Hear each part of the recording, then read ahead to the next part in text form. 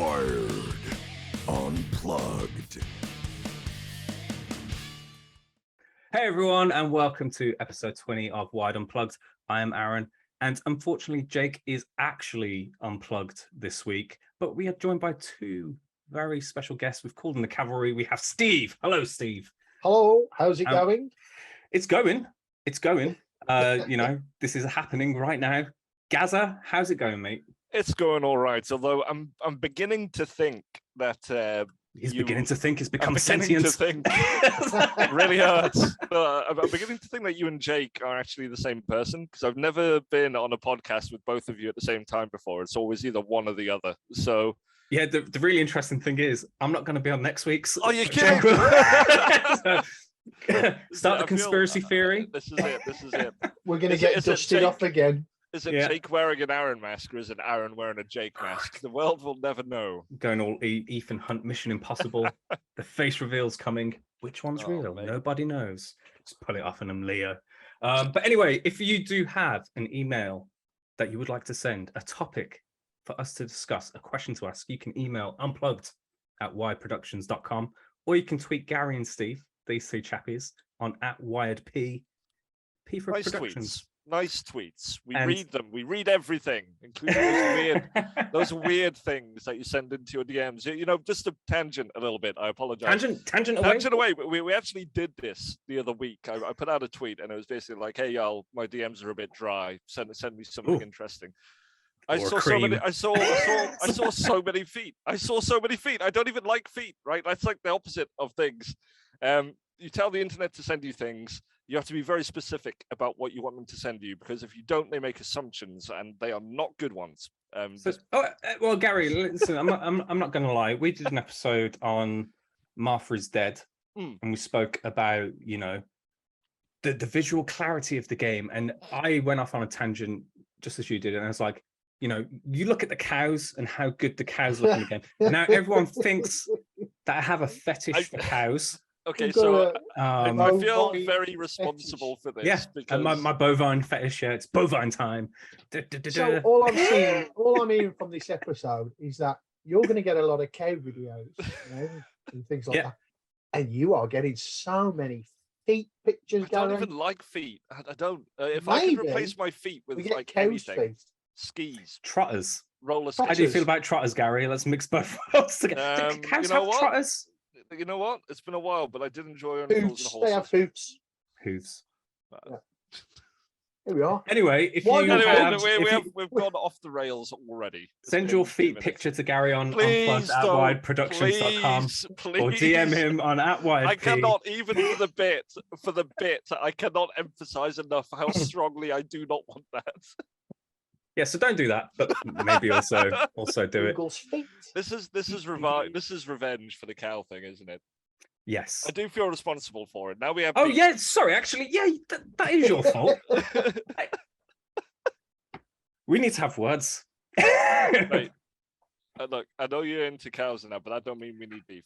Okay? Listen, cows and feet aside, we have a fun show outside the realms of fetishism for the bovine / podiatrist people out there. I don't know, but anyway, we have not only do we have you two as special guests, and I can already tell this is going to be great, but we're also going to be joined by Dre from Nosebleed, who's going to talk to us a bit about Arcade Paradise. We're going to talk about his inspirations for the games within the games, the gameception. We're going to talk a bit about game development and some of the cool tricks that they've implemented to get some of this stuff away. For example, did you ever ask the question of how, you know, Arcade Paradise is built in a 3D game? You're in the laundromat, and then you go up to the arcade machines, and then you're playing these really cool 2D / pseudo 3D games and stuff. Yeah. Is that difficult? Is that a difficult challenge when you have this real world? It really is, and I'm hoping that by the time the interview he goes into it, but there was like so much, and I didn't even really think about it, because you are right. At the time, you think of it like just like any other game, right? Like I'm playing a game, but like at all times, all of the games that you could potentially pick up in the game need to be running and able to be played at any time within Arcade Paradise. So the game itself is running, but then it is also running all of those games in a pick up and play state. The entire it's crazy. They are I've said this before with Thomas and the Falconeer, that the developers are just wizards. That they are wizards and video games are magic, and it is incredible. They're wizards, Gary. Set myself up for that one, didn't I? Okay, you know what? Fair play. Fair play. But anyway, so we have Dre along as a special guest, but before that, we are going to have a propaganda at the Wired Propaganda. Wired Propaganda. Wired Propaganda. That is if the intro was done by an elderly, screamo person. Anyway, that's where Curtis is going to edit. I'm wondering how much I need to pay Curtis just to jingles in for this week. He'll end up on social, I'm sure. Just leave you, just like almost Faith No More camera reaching there. That was it? I've been playing Burnout Paradise recently. Sorry, this is a bit of a tangent. And Faith No More have some songs in there, and I was like, I've missed DJ this. Atomica. What an absolutely phenomenal experience that game was. And anyway. This is cool stuff being said, but it's all going to be cut out. So anyway, anyway, Wired Propaganda. Welcome to Wired Propaganda. Steve, you are taking my role. He's pulled out the top hat. I've got the hat. The Minister of Propaganda has arrived. It is Steve. Steve, what do we have to have a propaganda about today? There's loads. As always, we have loads going on. So let's kick off with Arcade Paradise, which you mentioned, with Dre coming later. We know that game, yeah. So I'm familiar. We've announced the date. We've announced when it's coming out. When? We've announced 11th of August. That's pretty soon. So, that is very soon. That's pretty soon. That's like a month. You'll be able to get yourself down the King Wash arcade, and you'll be able to stick your tokens into washing machines or arcade machines, whichever's your preference. And Wired Unplugged that out of context. Stick your tokens in. No, I'm looking forward to this, and it's so soon as well. I think the response to the Steam Next Fest demo has been incredible. A lot of people seem to have been having quite a bit of a blast with it and already setting high scores, which are ridiculous. We've actually got a limited closed beta. And if you go over to the Arcade Paradise Discord, you can sign up for that. You might get in, you might not, but got to be worth a go. In fact, let's make a bit of work. The Discord is here. So just have a little look there and head over there, get signed up, talk arcade machines. I think we're having a big discussion today about pinballs on there. So get on there, have a bit of fun. We love a good pinball. We love a good pinball machine. And actually, Dre does as well. And we'll talk to him about that in a bit. He told me the best machine is the Next Generation. Next Generation Star Trek. I mean, you're spoiling this interview now, Steve. He's wrong. No, he is Don't wrong. listen to the rest. He's wrong because Black Knight exists. No, Twilight Zone. Listen. They all pale in comparison to Space Cadet. The Space Cadet pinball and Windows XP. Have we ever discussed? Sorry, Steve. We've overwritten the propaganda about how that was like the worst piece of marketing for a video game ever. What happened? So the 3D, you just kind of laid it out there. Everyone knows the 3D Space Cadet pinball game, right? Like that came like with Solitaire and Spider Solitaire and Minesweeper and all those goodies. But the idea was that was actually just one table of like 7, and it was meant to be like a share where you played that, and then you would go to the website and buy the rest of the tables. Their deal was they went in with Microsoft, they got one table packed in with Windows, and then if they liked it, people would be motivated to go and get the others. I don't think I've ever met a living soul that did. Like literally nobody did. I didn't know about that until now. Yeah. I thought that one table was enough. My parents used to play it and everything. It was like a family high score setting. It was all you needed. And there was probably, I've never played the others. This is a wives' tale of the internet, I've heard. I could be very wrong. I hope I'm not. Man says something completely incorrect on a podcast more at 11, and that never happens. But from what I'm aware of, that was the case. It was basically like a shareware kind of free taste for this bigger pinball game, and no one ever saw it. They were just like, oh cool, pinball table. Do you outside of that, actually, this is a bit of a tangent, we're going from propaganda into just having a gander now. Yeah, that's all right. Do either of you have like a really a freeware shareware game that sticks into your head? I remember Family's PC for no reason. I don't know why this was there. There was this shareware game, and it was called Ganja Farmer. We are not going to be able to run ads on this episode already. You know what? Let's get it all listed off. OnlyFans, Ganja Farmer. Let's just get all. Let's get it all out there, and then we're done. Okay, great. Bovine proclivities. I don't know. Oh, that's a really good. That sounds like a Taking Back Sunday song. It does, doesn't it? Bovine proclivities. Yeah. The album on Sunday. Yeah. Sorry. Taking Back Sunday roast. Do you dabble in the freeware shareware days? Doom. It was all about Doom, wasn't it? All Doom. Everybody had Doom. Like I think that was the one where you know people would get a floppy with a freeware or a shareware version of it and install it on a. He said floppy. He said floppy. Wow. People would get a floppy. Wow. This is the one occasion that I was the most mature in the sentence. I'm just gonna breathe it in. I'm just gonna enjoy that for a second. Breathing in floppy. No, it's true though. It is true. Doom was like that was everywhere, right? Although I got actually banned from my school's IT lab because it wasn't shareware, but I did bring in my 7-disc copy of Unreal Tournament and installed it on every machine on a local network, and then everyone basically stopped working during IT labs. Just played LAN network Unreal Tournament. I was a hero for like a week until they found out. And then... to be fair, I mean, I had the same situation in college, right? We were a bunch of game design development students, right, that were learning tricks of the trade and computer protections and all of that stuff.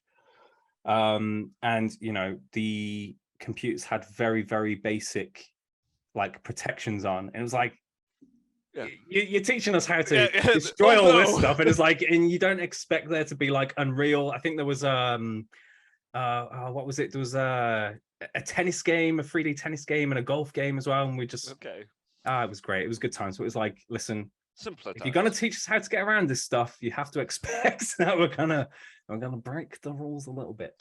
Just a little bit. But I mean, sorry, we have digressed from the bowler hat man in the corner. Arcade Paradise. Go join the Discord. Go sign up before the closed beta. It is going to be running. I believe we're going to have multiple sessions of it, aren't we? Steve? 2 weekends. 2 weekends. That you'll be able to sign up for. You can find all of the details by giving Wired a follow on Twitter at Wired P for per. Wired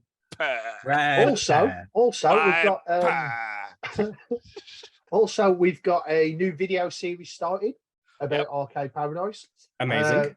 When this goes live, 2 episodes will be up, and it's all about going behind the screens of the cabinets, getting into the motherboards, the wiring, and really having a deep dig on how they made Arcade Paradise. So that's worth a watch. If you are familiar with our previous entries, the Lumo to Illuminated, Martha Uncovered, our previous Wired Live umbrella terms where we, went into the making of those games, then you will 100% enjoy this one.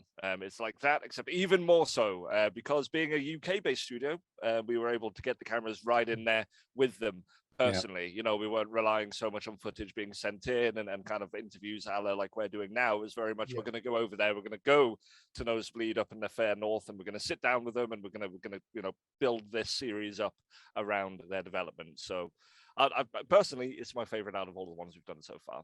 And you're not allowed to choose a favorite. No, I'm choosing a favorite. You're not allowed to choose a favorite. No, I definitely have a favorite child. Like honestly, the rest are going to boarding school. I'm joking. If you went to boarding school, I'm sure you were loved. I'm sorry if you weren't. Aaron's regretting everything right now. It's good to have you here, Gary. It's been wonderful for my last show. Great to see everybody. No, but I do think though, I think there aren't a lot of making games is is hard, and that much is a given. It's quite a miracle that some of the games actually do get made and enter the world and are birthed into the world as full viable games that people can enjoy. And I think, you know, a lot of people think sometimes, hey, yeah, why don't you just port it to Switch or do X, Y, and Z? You don't just push buttons. Do you know what I mean? Multiplayer. Just add multiplayer. Hit the multiplayer button. Yeah, I mean, this is the thing. Like, if you carry on listening as well, we talked to Dre about some of this, you know, about the misconceptions about game development and how hard things are and how much effort goes in. Because we took Vostok as an example, and Vostok started as a game jam. And pretty much they had the full game in terms of systems and what they wanted to do with it down in 2 days. But then it took 2 further years to make the game. Wow. Like, you know, there's so much that goes into it. And I think, you know, Gary has disappeared. He's had enough. One moment. Vanished. I'm getting like my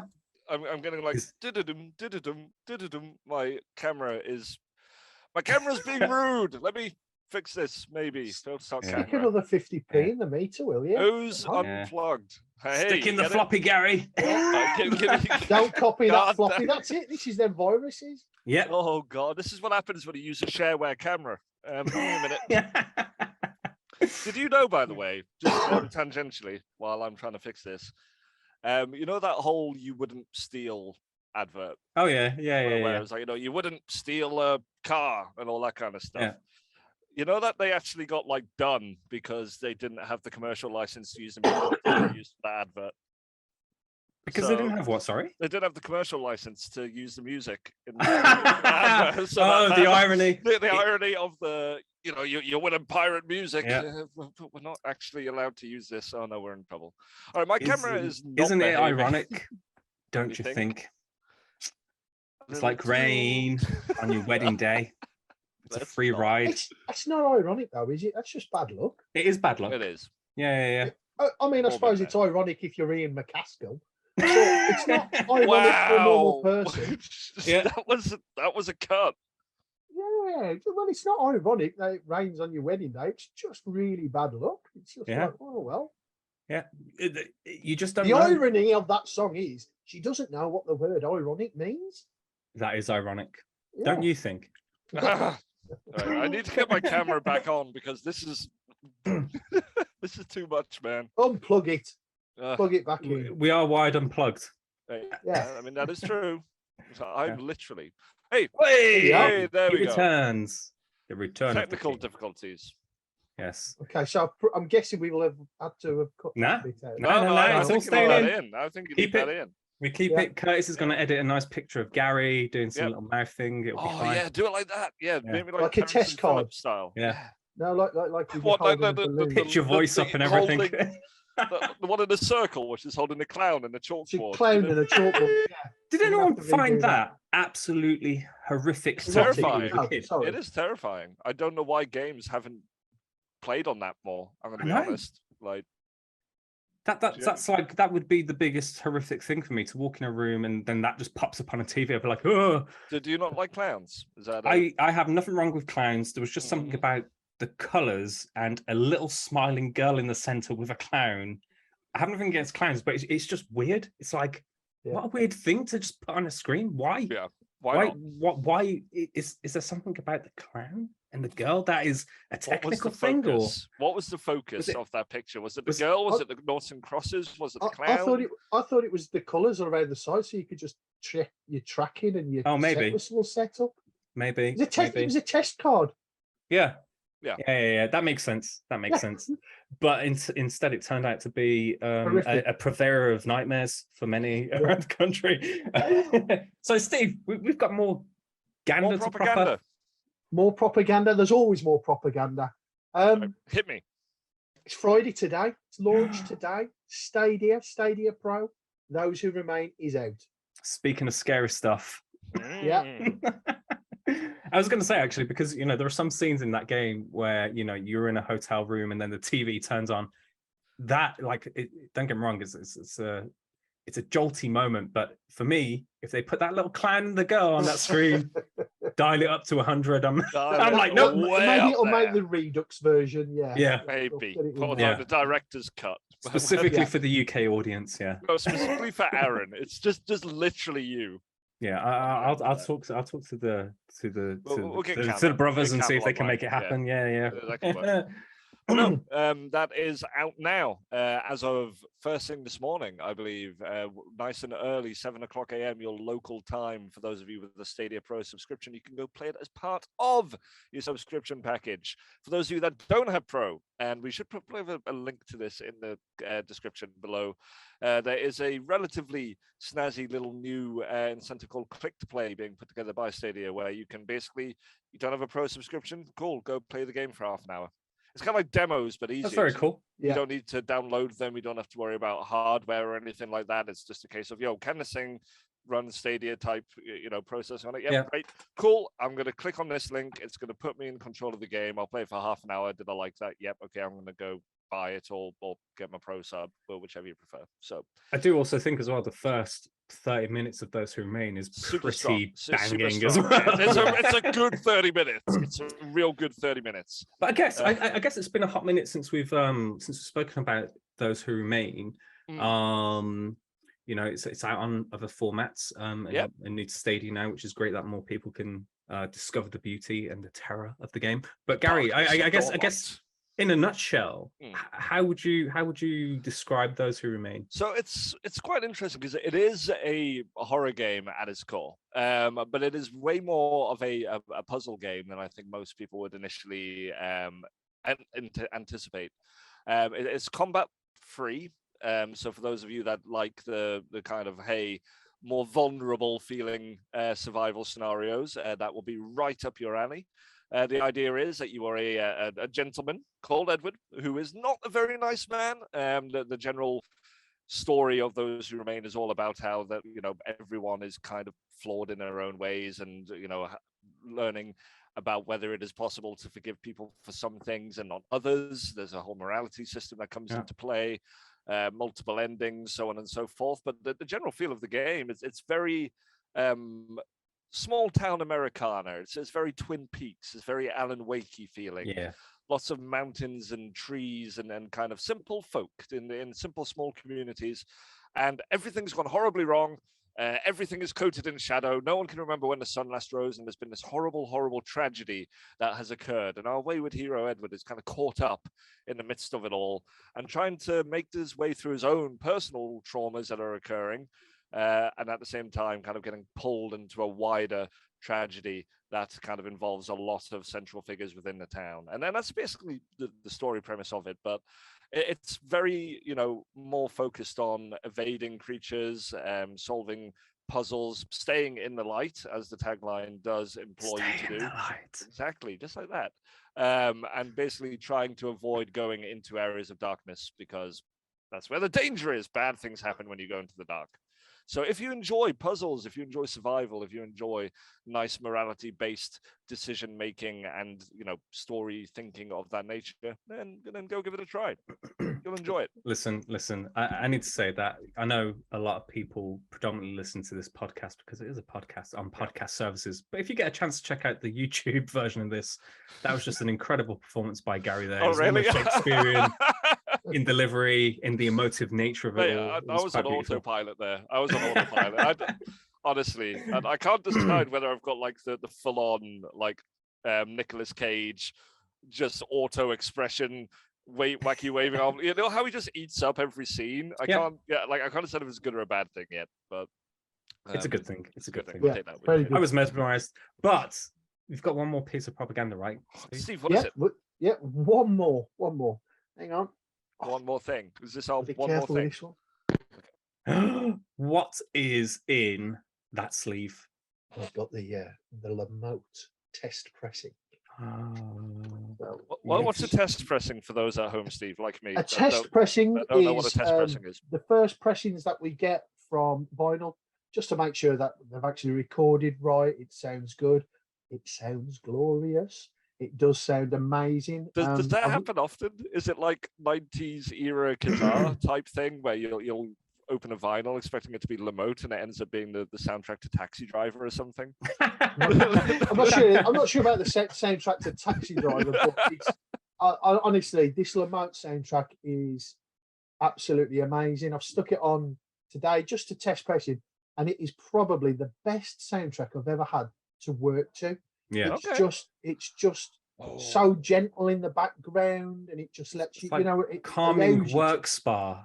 Yeah. It's like what is it? The trip hop gaming lo-fi music. Yeah, that kind of thing. But that with a Brian Eno twist. And if you don't know who Brian Eno is, ask your dad. You're listening to the wrong podcast if you don't know who Brian Eno is. Let's be honest. The soundtrack, the only way I can describe it effectively, sounds like the colors of the game. Yeah. So Lumo, it's set in an almost think underwater meets lava lamp environment, and it's like all these really cool oceanic blues, purples, greens, and bioluminescence. Fun word. And the soundtrack sounds like the colors. Now that makes me sound like I have been to Amsterdam and back before. I must admit, if you walked up to me in the street and went, "You've got to listen to this," it sounds like the colours. Everyone. I'd be walking the other direction very quickly and maybe notifying the nearest adults. But no, you are right. You are bang on. Limo does have a very striking visual appearance, and a big part of what made the game so enjoyable was that kind of loop between how reactive the music was to the actions within the game. It was all very organic. The game sounded like it looked like it sounded, which sounds like a really silly thing to say, but always been to Amsterdam. Oh no Aaron, what have you done? I'm so sorry. But no, quick, send him feet. But no, you are bang on with that. It's a very, very it's a very soothing soundtrack to listen to. It's really esoteric. It's just mellow, and it just lets your brain work.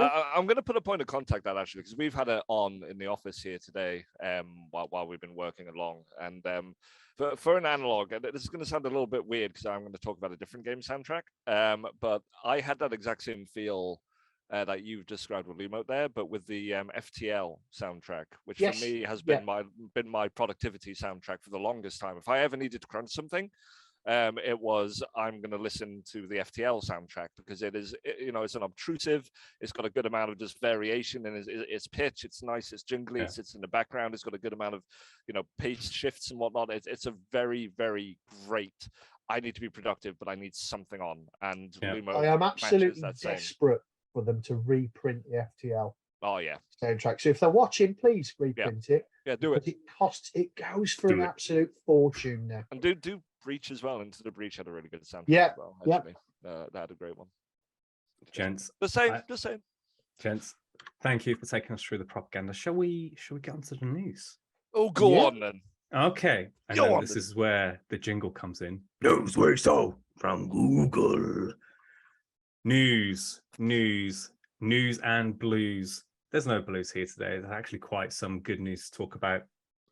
Let's kick off with the Nintendo Direct that happened this week. The Nintendo Partner Direct, shall we say.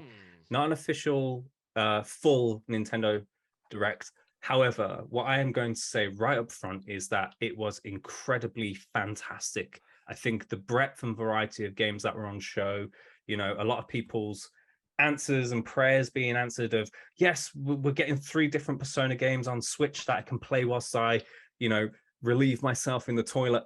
Not me particularly, but the individuals that want to do that. Yeah, I want to play Persona while I relieve Aaron in the bathroom. That's just says Barbara, Reader's Digest wife of we need Jake back on this episode. I think Jake controls us. Jake controls us. Yeah. We've just gone off the tangent. We're unplugged. We're unleashed. But you are bang on. I think the general feel I got from seeing folks online talking about this particular Direct was that nobody had any expectations for it at all. Not because they weren't expecting anything. It was just kind of, there's a Direct thing on. Okay, well, there's no real rumblings about anything. So cool, I guess. On the flip side, though, once once Nintendo announced it, because I think everyone was holding out that Nintendo was going to do like a big first party E3, non-E3 style direct. I mean, it's and true. as soon This as they time said for it, right? Like, but as soon as they said, oh, it's a partner direct mini, I think there was an outcry of what the hell? Why are you doing this? Like, this is not going to give me any fulfillment at all. Yeah. And then we got what we got. Yeah, which was just all bangers. Like, I don't think there was a piece of information in that direct that was not massively exciting for one way or another. But like every single part of it, like. I think it's also, I think there was some grumblings about Sonic Frontiers and, the Sega IGN first thing that happened, and maybe it didn't showcase the game as well. But there was a segment on Sonic Frontiers for the Switch. And, whilst it doesn't look as shiny and sparkly as the next-gen console versions and so on, it did an incredible job of saying, this is some of the cool stuff that you can do in this game. And I think it sold people a bit more on. I think not to dive too hard on Sonic, because again, we all work in games, right? And the last thing you want to do is turn around and be like, that sucks, or that looks bad, because people say that about our stuff sometimes, and I don't like it. Yeah. No, it's cool. I have your opinions. That's great.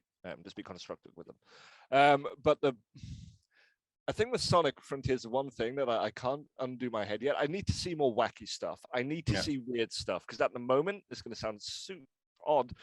It looks like someone's modded a Sonic character into Elden Ring, like visually, like that initial blush of everything. You know what I mean? It's this hyper realistic looking, almost Death Stranding looking environment, and then here's this bright blue hedgehog right in the middle of it, just looking a little bit weird and out of place. Like, and I think that's why it showed a little better on the Nintendo stuff, was because it was more of the wacky bits where you're like, okay. And they showed these cyber levels, which are more like traditional style Sonic levels. 100%. And I think the biggest challenge for them is like Takashi Iizuka is like heading up Sonic. He said, people don't understand what the game is yet. We haven't shown everything. And I think what's becoming more apparent now is that this isn't a traditional Sonic game. Yes, you can blaze fast across the thing, but there's a massive emphasis on variety of combat, and it gives it almost like a Bayonetta feel in terms of you can do parries, like bang on parries to deflect things and so on, and you can swish and parry behind people's backs. It's become a bit more wholesome, as rather than just saying, hey, we're going to do some home in attacks and then you speed on through. There's actually some intricacy to the combat, and I think that actually takes more of a front and center role over it just being a traditional go fast Sonic game. So I think this did a very good job of showcasing some of that. 3D Sonic has always been a very hard thing. There are some people that just will never vibe with it. They just won't. There are people that are like, no, Sonic is 2D. I start on the left, I run to the right, and I go there very quick, grabbing rings, and that is Sonic to me. And there's been various different stabs with various levels of success. Every one of them has their own fans for their own weirdness, even if it is Shadow the Hedgehog, and I still love that game. I will not. Had it on GameCube, babe. Oh, yeah. It's up there with Dirge of Cerberus for me. I know that you were so right. You were so right. Yeah. Like woo. Okay, and you know what? Clip this part out. Curtis, to use for social bits, because we can make statements like Dirge of Cerberus is the best Final Fantasy spin-off game that has ever been made, and I guarantee somebody will be angry at us, but we're right. We're right. Until they make a Blitzball game, we right. Listen, I would be here for a Blitzball only game, because I was one of those idiots that really fell in love with Harry Potter Quidditch World Cup. Ooh, okay. That was an actually really good, fun game. It was cool, but I think to have a whole game based on Blitzball, and it would be awesome. So cool. It would be awesome. I don't know. Or just give us triple triad. Yeah. I mean, the implementation of, and I know I've banged on about Final Fantasy 14 till the cows come home off. Are you talking about cows again, man? No, if I carried on talking about it on a live show, we'd be here till the cows come home. But the implementation of triple triad in 14 is incredible. Like it's better probably than any standalone game could probably pull it off. So I think that kind of lives within that now. But Blitzball, do it. Yeah, but unfortunately, Blitzball wasn't revealed in the Nintendo Direct. So no, it wasn't. It wasn't. Sorry. Gary, no, but I do want to give you an opportunity because there was a game that was announced for Nintendo Switch that I know holds a very special place in your heart. And of course, spinning, he does look kind of like a Blitzball. Sorry. No, but let's. I want to give you an opportunity. I want to give you the floor to gush about Nier. Okay, so this was for me the highlight of the entire thing. I mean, the Persona stuff, great. I know you will probably have a fair bit to touch on with that.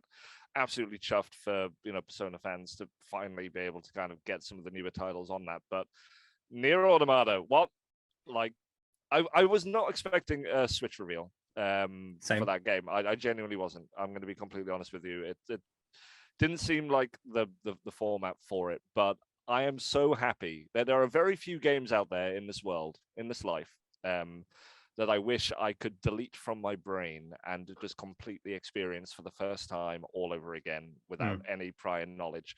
And Nier is very much one of those. I am. Oh my God! If you have not heard of Nier, if you have not played Nier, if all you've seen is the weird fan art of Nier and gone, that's a weird booby game. It is weird. I implore you, please sit down, play it for like a dozen hours. I know that's a weird thing to say, but if you finish the game, you've not finished it. You've got to finish it another 4 or 5 times. But I promise you that the emotional payoff for that game is so strong. So very strong. It lives rent free in my head. The soundtrack is incredible. The combat, it's got such a high skill ceiling, but it is still just as fun to button mash your way through and look like stylish as hell while doing it. The characters in the story are amazing. The art and just the general cinematography of everything is just outstanding. And again, the ending, one of the greatest video game endings of all time. I'll say it. I don't even care. I will die on that hill. And I just play Nier. Play Nier. Please play it. I'm so happy that it's on there. Yeah, I know we're coming a bit pushed for time. So I think in general, I think the Nintendo Direct, the partner Direct, was a really good showcase. Really good variety in there. So much so that they shadow dropped Portal and the Portal collection, which is Portal and Portal 2. I downloaded it straight away and I played a bit last night before I went to bed, and I was like, how'd that hold up? I've not played it yet. So good. So good. Yeah. So good. Yeah. I mean, that's a source engine, I guess, right? And did you actually see, now that you kind of mentioned that, someone was sharing around on the socials today that they kind of like modded. They made Half-Life work in. I made Half-Life 2 work in it, which is bonkers. Yeah. Like the game's been out a day. It's been out a day, and someone's like, "Yo, got Half-Life 2 on the Switch now. Here we go." Like, oh wow, okay, awesome. Internet don't change. Y'all are crazy. I think in general, Nintendo Direct, a surprise hit, a very well balanced show. Now the next thing that we want to talk about, it's not news, but it's something quite special, Steve, that I know that I'm gonna give you the stage so that you can gush about this now. And I don't know. It's news to me. It's news to me. Is it? I haven't seen it. Is it a pirate movie? Right, movie. Right. All I'm gonna say is this film should win every Oscar that's ever been made. It is that good. Every single one, even the one with the little dwarfs that was made for Snow White. It is phenomenal. It is just the best movie. It's 3 hours long. Wow. And I thought, it's Irishman style for a film. 3 hours to watch something subtitled. Come on. That's Are you sure you're not just reading the title off here? Was it 3 hours, but you read it as 3 hours? It was 3 hours. 3 hours, don't you know? So it's set in 1920s India, in Delhi. The British government, as happens, are swines. Yeah, check it out. But I tell you what, they're the best villains you've ever seen in any film. I mean, there's a reason, right? There's a reason why all of the great film villains are British. It's because we're notorious bastards when it comes down to it. They make Thanos, they make Darth Vader. The ones in this look like child's play. Honestly, really? They are the most evil villains you've ever seen in anything. And then you start getting to a little bit of the action, and it's basically a story about two friends. And then the action starts, and it does not stop all the way through this film. It's got action set pieces. It's got tigers, motorbikes, horses, acrobatics, fight scenes with a young child and a sniper rifle. It's incredible, absolutely incredible. And then to top it all off, just imagine this though. Just imagine this in the titles at the end, massive choreography. Even the director's up dancing. The director, can you imagine Spielberg doing that? No, it's just not going to happen. It is, and all I want to know is, can we get the rights to this game, and can we make a video game, or can someone make a video game of RRR?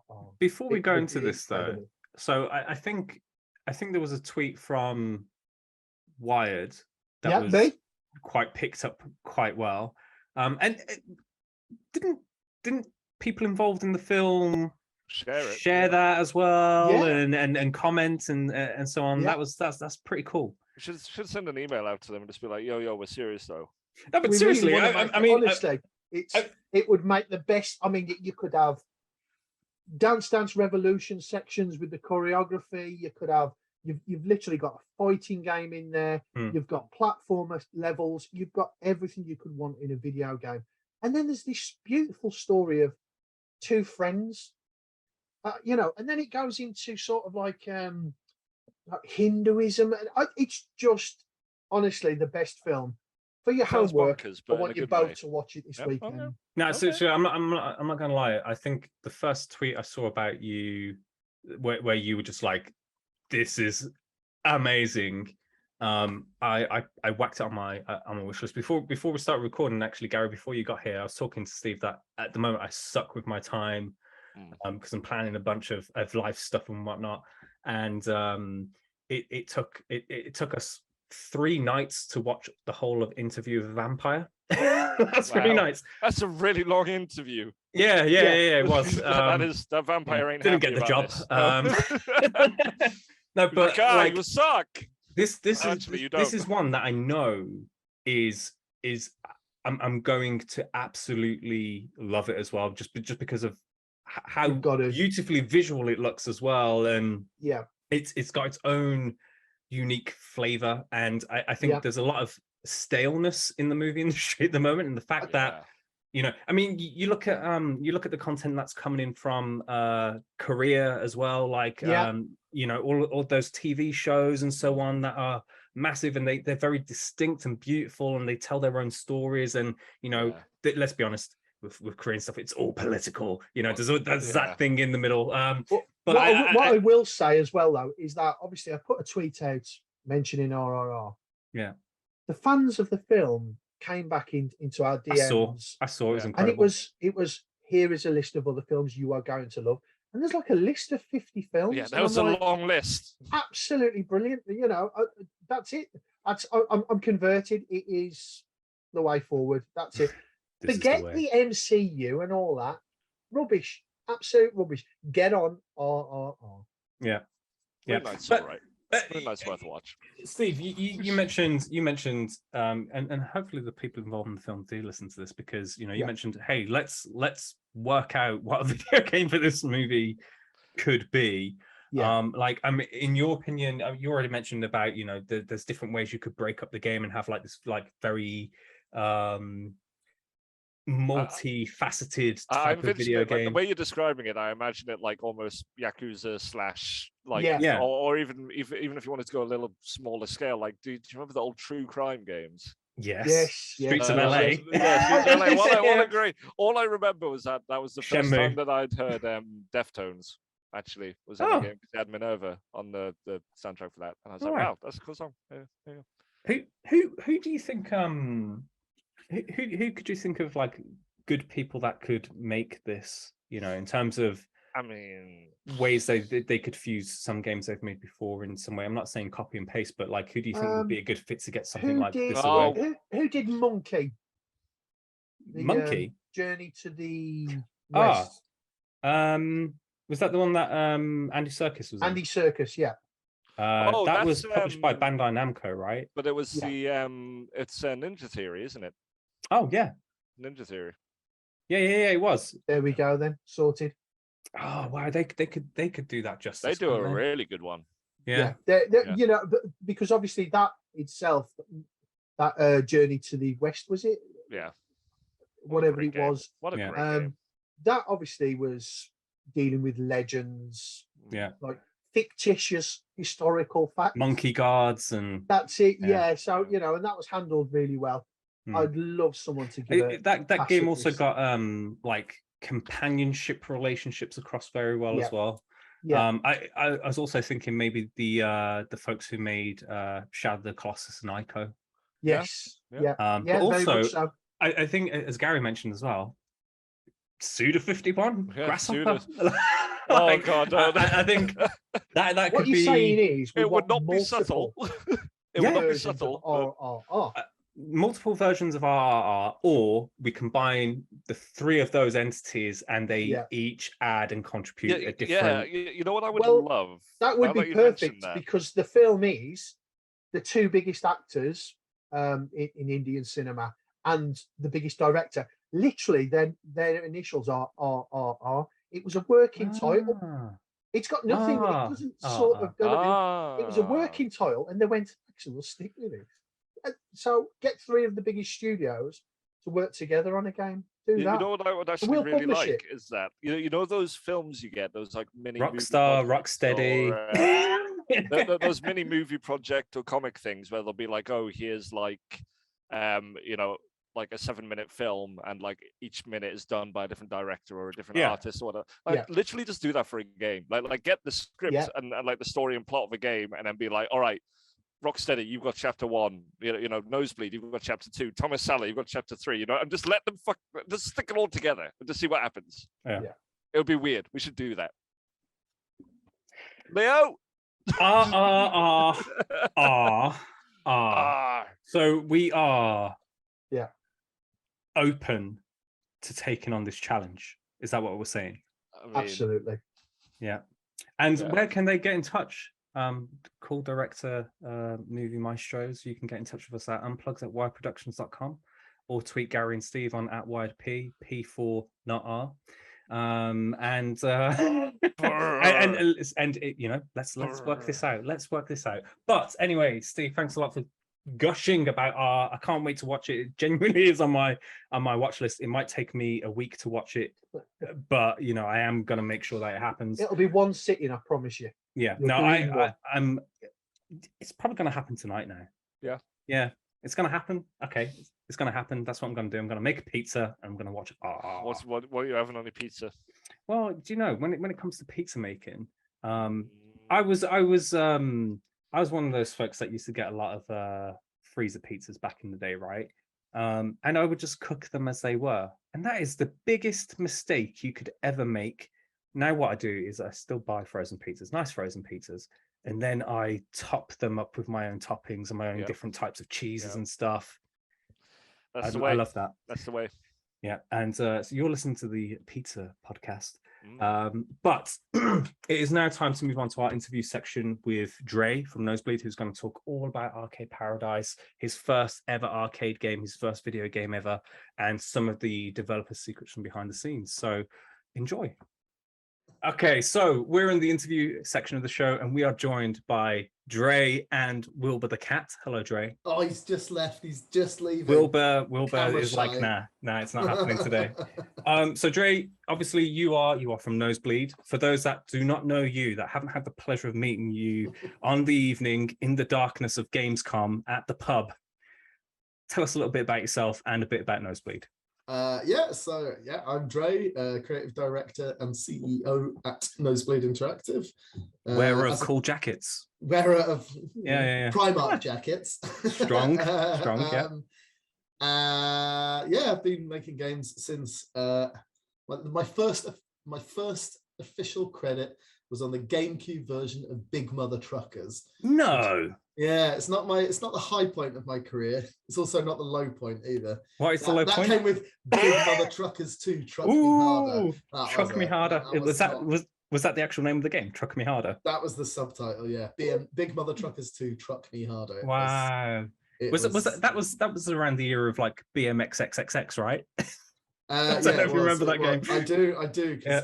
Because another game that we did, avid player, SRS Street Racing Syndicate, which is another massively, I mean, again, I didn't have anything to do with the sort of creative side on those titles. I started my career in QA, and so I was a tester on those games, which is probably why I hate them so much. But SRS especially was, it has not aged well. You basically you raced cars. The drifting and racing stuff was all right. We had the handling 3 months before launch.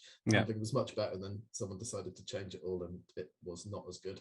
But the really bad thing about it was that if you beat specific people, you would get their girlfriends, and it would unlock like really, really embarrassing bikini videos of like, it's really embarrassing to have on your CV. It's really, that is so bizarre. What I hate about the old games industry. Thankfully, well, hopefully, all right, maybe not entirely, maybe some of us, let's say, have hopefully moved on from that pretty terrible era into a much nicer one, which brings me forward a few years. I started doing design stuff, and then founded Nosebleed 10 years ago. Yeah, I mean, actually, before we carry on about that, I mean, you mentioned you started in QA. I also started in QA. My first industry job way back when was at Blitz Games, working in QA. Worked on Bratz Forever Diamonds, Bob SquarePants, Creature of the Krusty Krab, and the cool one, Reservoir Dogs, the game, which was actually quite good. Yeah. Oh, really? Do you know what? I am I allowed to swear in this podcast? I fucking love. Like, there's not a lot of people that have played Reservoir Dogs. It was PS2, I think, that I played. PS2, or maybe it was the original Xbox one that I played. And there's a mechanic in it that I just thought was so cool, and no one's used it. I've always wondered why it's not something in GTA. And it was this like the Consummate Pro, or the way you? No, so it was, you could stick people, you could grab someone. If I remember, I might be misremembering this, but you could grab someone and then you aim your gun at sort of the crowd and you steer them around. You like move over there and you get them to sort of kneel down against the wall and keep them calm. And it was just such a good, like you're using the gun, but not as a gun. You're using it as a thing of threat, which I just thought was such a cool mechanic and really well executed. It was one of those massively underrated games that's like, you know, it was kind of a bit shonky, but it had some really, really brilliant ideas in it. So it's one that I go back to quite often. I think, like, why don't GTA do something like, instead of a stick up where you're like, you know, it's more like sheepdog herding, right? It's like, yeah, exactly. And it worked really, really well. And it was like, if you shot, then it all went wrong, because basically, you know, if you fired the gun at all, then it all went wrong. Because from remembering right, the kind of police would come in, or any of the armed guards would do stuff. And so you had to kind of disarm people first or something. The game itself was, and sorry, this isn't the Reservoir Dogs podcast, but the game itself, I think, if my memory serves me correctly, it had 3 different endings, and you achieved those by you could finish a level which was like Consummate Pro, which was you do not kill anyone. You do not kill anyone. You do the rounding up and stuff, and you move through like a pro.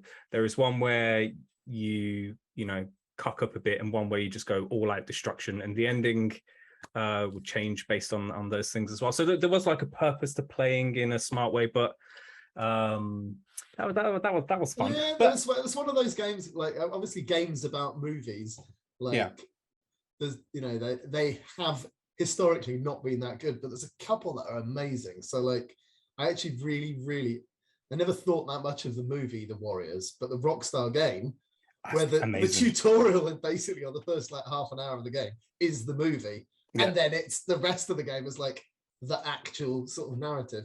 And then another movie that I thought was like all right, and then the game came out and I went back to the movie and I was like, oh, I love it, was Escape from Butcher Bay, Riddick. Which has the best tutorial of any game ever. Like, I mean, spoilers? Let's not spoil it for anyone that hasn't played it, but it's genuinely probably the best. And do you know what? I think it was my favorite original Xbox game, including Halo. I think, I also think as well, and I don't think I'm talking out of turn, but the game was miles better than the movie. Yeah, like it was so good. Like it's like, wow. It was genuinely like, it was great because movie tie-in games usually had that stigma surrounding them, right? And I think it was the same with Reservoir Dogs as well, because obviously it's a licensed game, and there isn't necessarily the creative freedom that you can have to do something a bit special. But Butcher Bay was like, this is a game. It was like, exactly. You could tell there was a lot of love there and an understanding of well, to be honest, it kind of informed the later Chronicles movies or whatever. Chronicles of Riddick's movies. Yeah. But anyway, we've got we got up to. We got to QA, didn't we? we got to QA, but you mentioned that then you moved into design. I mean, what made you take that step? Like, what do you remember? I always wanted to do design. Yeah. Even as a little kid, I would I'd play stuff like Creatures on the Commodore 64. Creatures, yes. Clyde Radcliffe exterminates all the unfriendly earth-ridden slime.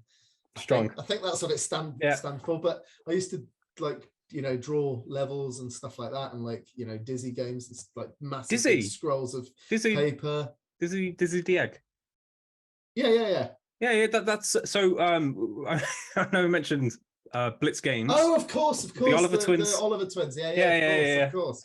Yeah, so I used to like draw pictures and stuff like that, and like cut bits of characters out, or like puzzles and stuff like that, and like blue tack them on where like this is where you pick this thing up, this is where you would unlock this thing, and the logic of these puzzles kind of makes sense to like 8, 9, 10-year-old me, and I think probably going back to them I'd be like, that actually does work. I was switched on. And so my first job, I was looking for, I wasn't looking particularly for design jobs. I wanted to get into the games industry, and design jobs were just sort of really starting to be more of a thing. But I basically first job I applied for, I got, which was in QA, and I kind of tried to transition out of that, and did, and then moved into kind of QA and kind of moved away up quite quickly. A company called Cohort Studios in Scotland. Well, actually, it was a visual science first. We did kind of a bunch of racing games, and then a company called Cohort, where I ended up fairly high up, working on quite a lot of Sony titles, Buzz Junior games. We did a light gun. Yes. Yeah, I did a light gun game called The Shoot, which was a PlayStation Move launch title and stuff. So we got loads of. It was very cool working with XDev, so that's external development, because we got all the fun toys and some of the less fun toys as well. What can you do with this? I'll get back to you. Yeah, exactly. We want every feature of this, and then that company unfortunately kind of closed, and everyone was made redundant, and so I came back down to Newcastle, where I'd kind of come up for university and spent a long time where lots of my mates were, and decided to set up Nosebleed. And so our first game was called The Hungry Horde, and that actually was published by Sony XDev. That was a Vita exclusive, and it was kind of a reverse zombie game. So in a world of lots of zombie games where you play a human shooting zombies like twin sticks and stuff, we decided to flip it, and you were zombies, and every time you killed a human, they joined your horde, and your horde grew. So it's kind of like zombie snake. Well, more like Pikmin, actually. Pikmin, fact, a lot like Pikmin. Although there was because it's Nosebleed, there was a mini game in it where you're in like the footless bar with a with a light up dance floor, and it was called Conga Zombie. It was basically Snake but slightly more organic. So you bite a human, they join the end of the conga line, and it's all to like silly disco music.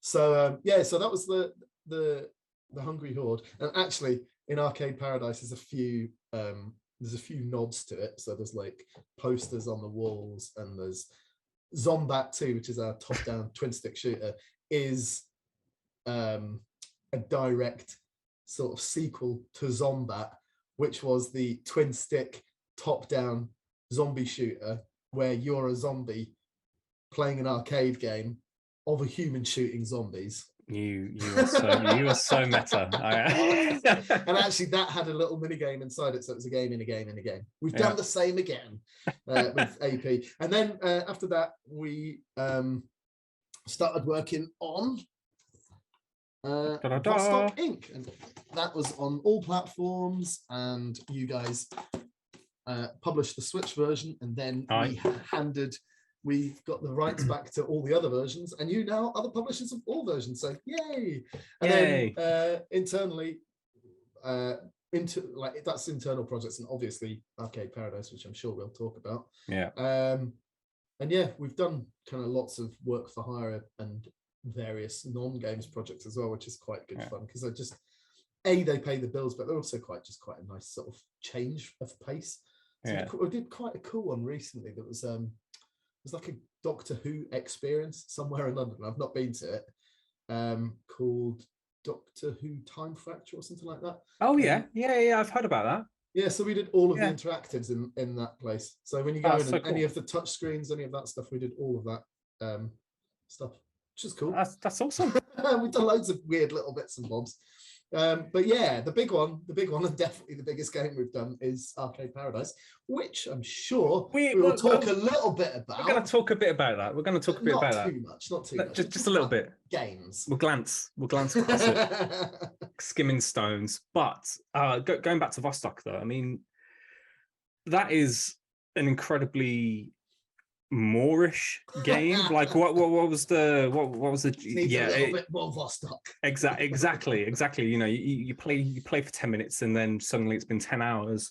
What was the genesis of that, and like how long did it take to get the formula banged on? Because it seems like intense science to strike that sweet spot.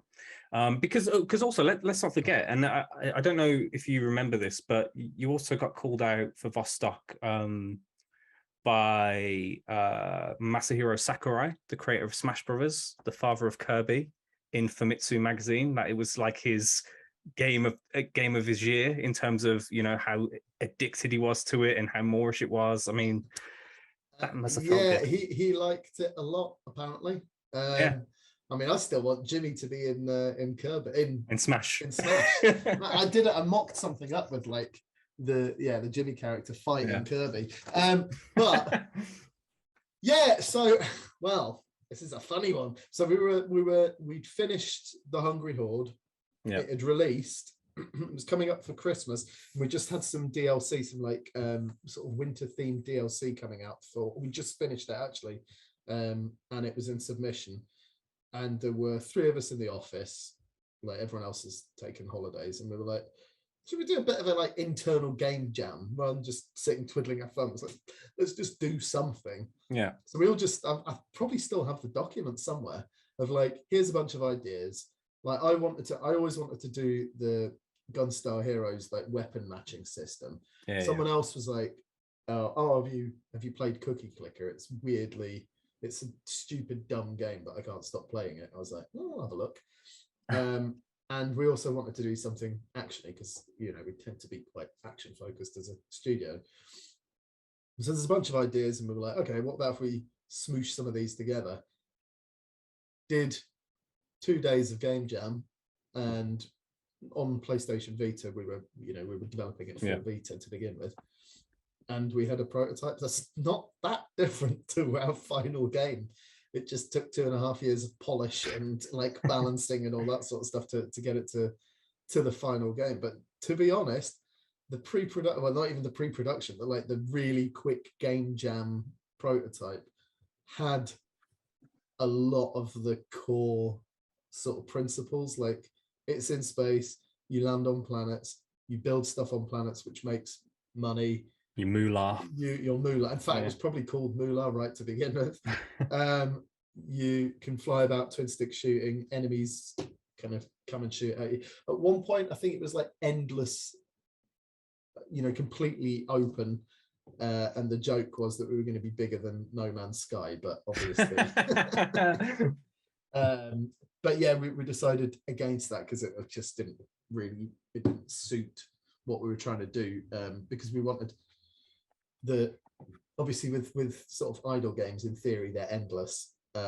We wanted this to have a definitive, like, you have completed the game, you can carry on, and there's more things to unlock if you want, or you can New Game Plus or whatever. But this is, you know, you've started and you've ended. We wanted it to be a kind of cut-off point so people could kind of feel satisfied and be like, okay, now I can move on to something else. Not that everyone does, but a lot of people have sent me pictures of their NG plus, basically NG 50, NG plus 50. Like they've clocked the game more than 50 times, which is insane to me. I mean, it's like the first playthrough probably takes 20 hours. And this guy, this was a long time ago as well, this guy said he could start it and finish it in about 15 minutes because of like the amount of like the way that we balance the NG plus, we just keep increasing the rewards but also the difficulty. Yeah. And he said, you know, he doesn't even bother landing on planets anymore. He just shoots asteroids and enemies and like makes that much money for it. Yeah, yeah, exactly. I guess that's something you wasn't anticipating at the time, though, either, right? Really, I Wilbur's guess. Back. Hey, Wilbur. We knew that there would be some players that would play it a lot because when we've, you know, after that first initial prototype, you know, like the 2-3 days of mucking around with it, we sat and played it, and all of us were a bit like, this has got something. This is weirdly Moorish. Yeah. And so we started tweaking that. I mean, I think one of the things people quite often say, like, but now I'm just talking about Vostok now, aren't I? Like, people are like, oh, I love seeing the numbers go up. Yeah. But as soon as you start drilling into what they actually are enjoying about it, it seems that a lot of it is about those kind of short-term, mid-term, and long-term goals. So like the short-term goal is like, you know, fly from here to here and shoot a bunch of enemies. And then the mid-term goal is, the reason I'm flying here is because I need to build 3 reactors here, 3 there, and 3 there in order to unlock, you know, the farm or the school or whatever it is. And so you've got those things that, you know, those things that take seconds, those things that take maybe 10 minutes, 15 minutes. And then you've got things that take maybe an hour or 2 or 5 hours or 8 hours. And you can kind of see them all in the distance, but you're tracking so many different things that you're always unlocking something new every like 10, 15 minutes. And to be honest, to a certain extent, that was discovered by accident. To a certain extent, it was designed. I mean, there's bits of both. Obviously, there's quite a lot of like game design theory and a lot of stuff. With Arcade Paradise, that was one of our biggest, like, designed from the ground to do that. We knew we wanted to do loads of games, not mini games, because we're not calling them that, because they're not. I mean, some of them are short high score chases, but a lot of them are full games basically.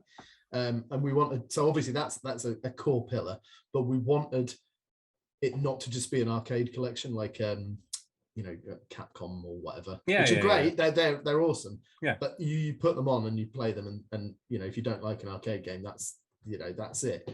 With this, we wanted it to feel like a game of its own, where it also has lots of games that are engaging within it. And so part of that is like the unlock sort of thing. You're always unlocking something new every like 15 minutes of real life play, 15, 20, 10, whatever it is. And that's not, you know, that's tangible things that you're unlocking, whether it's a, you know, a record for the jukebox, whether it's like an upgrade for the player to make life easier, or whether it's a new arcade machine. And obviously the arcade machines within themselves have a whole bunch of unlocks as well. So it's like in Zombat 2, for example, you know, we've got like, I can't remember how many weapons, but it's like 10, 8, 9, something like that. I don't know. Let's say 8 or 7, just so I'm not held to it. But we've got a bunch of upgrades. Insert arbitrary number. Well, all right, okay. Handgun, SMG, assault rifle, sniper rifle, shotgun, flamethrower, minigun.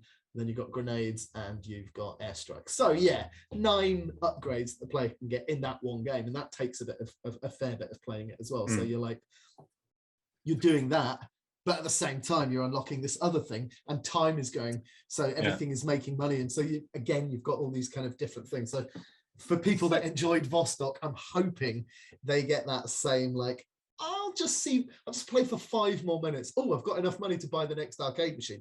I wonder what it's going to be like. I'll check it out. We're intentionally vague in the descriptions on the like web browser, the in-game web browser, I should say, about what the games are. I mean, some of them are like blindingly obvious, like the bomb dudes see from the screenshot looks very similar to its sort of the thing that it's paying homage to. But then other games are not nearly as obvious, and some of them are completely sort of new concepts anyway.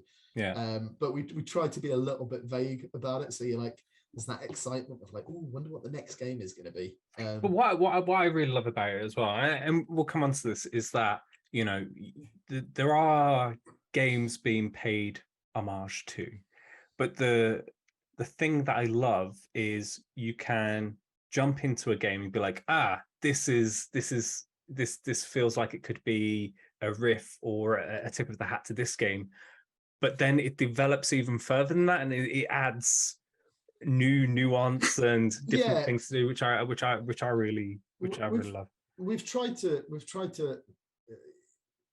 So there's two games that I just wouldn't touch with a barge pole. One is Windjammers, because it's basically a perfect game. There's no way of doing anything that's better than Windjammers. Windjammers 2. It's not as good. It's a great game, but it's not as good as Windjammers.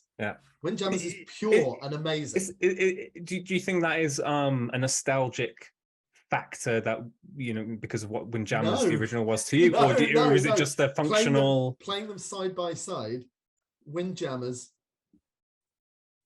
like, I like the extra layer that they added with I forgot what they called, like specials or EX or whatever. In Windjammers 2, but the Windjammers is just, it is perfection. It is so good that it's like I wouldn't touch it.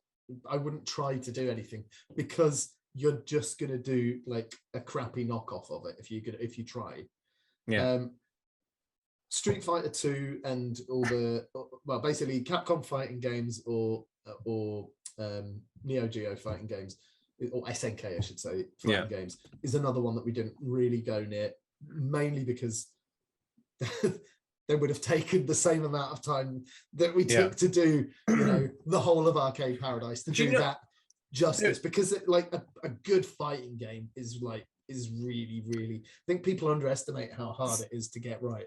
There was something I wanted to touch upon about this a bit later, but we may as well bring it up now. So I think, you know, we've seen that Turtle Shredder's Revenge has just come out, and it's being lauded. Come on, let's not forget about Vendetta Final.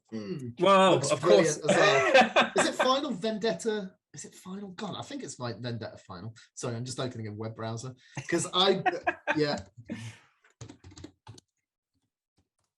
it is Vendetta Final, which, another side-scrolling brawl 'em up. Yeah. You are right, So, like, I mean, Shredder's Revenge has just come out, which is, you know, a brand new game within that genre, which it pays tribute to that style of games from that era, right? But in a brand new way. You know, those games were made for you to fail and retry, so you'd extend your rental period of the game from Blockbuster or pump more coins into the machine. But they've done away with that, and they're like, we're actually just going to make it a really cool, well thought out game, and we're going to add things that actually feel good to the player. And you know, you mentioned some games that you wouldn't touch, and I guess what I want to ask is, you've adapted some of these juicy nuggets from the different genres and the era of the time in the arcade space. Actually, I'm going to rephrase it. You are making a game called Arcade Paradise. That game has many games in it. Arcade Paradise itself is a game. You know, it has it's like management elements of actually managing the arcade and stuff, but then you have the beauty of being able to actually dive into those games. Oh, don't forget the story. And the story. Well, we'll come on to that. But I mean, I guess the thing is, you know, in this day and age, it's usually a miracle that one game can be created, but you and the team have gone in and created whole games within this game. Like, I mean, what sort of time what sort of time do you allow yourself for each of those, and what was the planning process like of, because some of these games are a lot of these games are actual whole games as well. They can be completed. I think, so like as a designer, I normally have a relatively good handle on like how long things will take. So like I say, something like Street Fighter we wouldn't touch, because it's just getting it right would take such a long time. We do have a side-scrolling brawler, Knuckles and Knees, that's kind of heavily inspired by the likes of, to be fair, Streets of Rage is probably the biggest. Yeah, Streets of Rage and Final Fight are probably the biggest influences on that. And to be fair, that is one of our kind of bigger showcase games. That in itself has a bunch of arcades in it. Yeah, which you can play those games in the arcade in the game. You can go into the King Wash arcade in pixel art, and then you can go up to the little arcade machines and play them, like simple little. It's 28 by 28 pixels was the requirement for the size of the games. But yeah, something like that definitely took a much longer time than actually one of my favorites is probably the simplest game in there is UFO Assault, which is basically it's like a little UFO moving from left to right across the screen, and it always moves down when it gets to the next sort of side of the screen, and it moves down, and there's like tall buildings, and you just press a button to drop a bomb, and the bomb kind of gets rid of a few floors of the building, and the idea is you get rid of all the buildings before you land. If you crash into a building, it's game over.